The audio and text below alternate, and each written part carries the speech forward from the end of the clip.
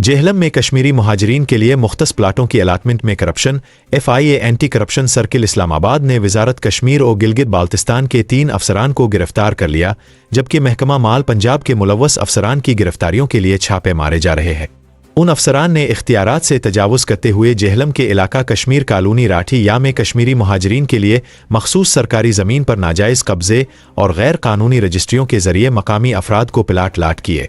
FIA anti corruption circle Islamabad के मुताबिक ये अराजी सिर्फ जम्मू और कश्मीर के मुहाजिरीन के लिए मुख्तस थी, जिसे मखसूस शिक्कों की खिलाफ वर्जी करते हुए दीगर अफराद को फ़रोख्त कर दिया गया। गैर कानूनी रजिस्ट्रेशन का अमल सब रजिस्ट्रार तहसील दीना के दफ्तर के जरिए मुकम्मल किया गया।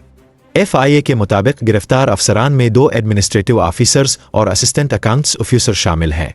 इंक्वायरी के दौरान ये भी साबित हुआ कि पंजाब रेवेन्यू डिपार्टमेंट के बाज़ अफसरान ने भी इस गैर कानूनी अमल में मिली भगत की, जिनकी गिरफ्तारी के लिए छापे मारे जा रहे हैं।